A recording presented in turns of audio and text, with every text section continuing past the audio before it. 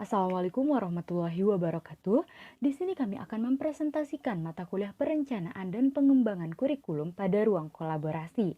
Kami dari kelompok 2 terdiri dari yang pertama ada Bai Astamina Layasna, kemudian yang kedua ada saya sendiri Bai Istira Aryani, yang ketiga ada Iki Sutriani, yang keempat ada Nur Aprilia Sartika, yang kelima ada Nurul Zaini, dan yang terakhir ada Zuriatun Soleha.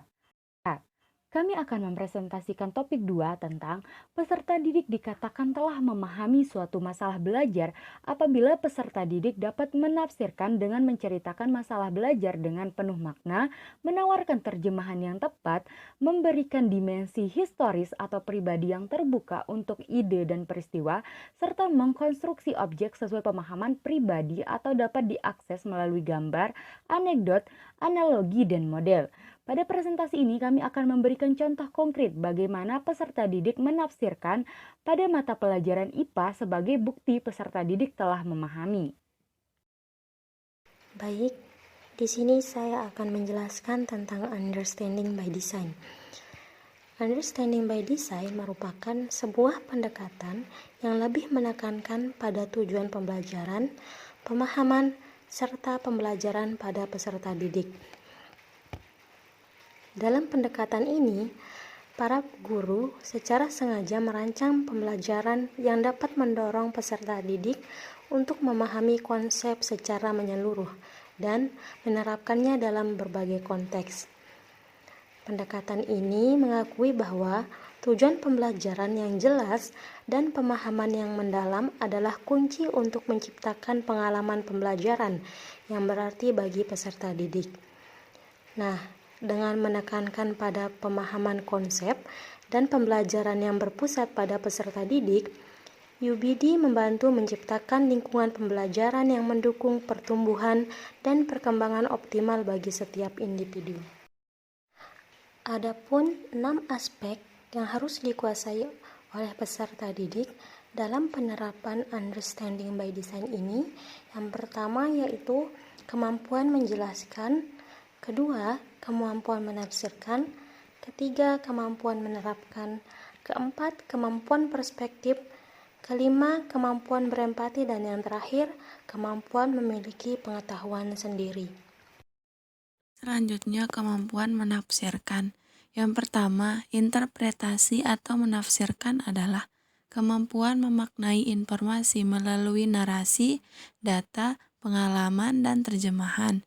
Yang kedua, interpretasi membantu peserta didik untuk memahami mengapa konsep tertentu penting atau bagaimana tujuan pembelajaran tertentu berhubungan dengannya. Menurut Wigin dan MC3 2005. Berikutnya adalah tahap menafsirkan. Dalam understanding by design, peserta didik dapat menafsirkan melalui yang pertama, cerita-cerita yang bermakna. Kemudian yang kedua, menawarkan terjemahan yang tepat.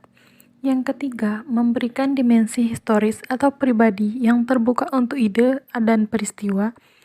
Dan yang keempat yaitu memberikan objek memahami pribadi atau dapat diakses melalui gambar, anekdot, analogi, dan juga model.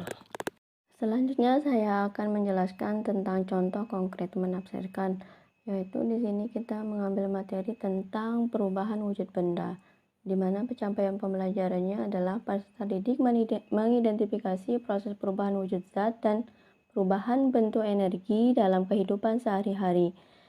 Di mana di sini ada langkah konkret peserta didik dapat menafsirkan materi perubahan wujud benda. Yang pertama, memahami.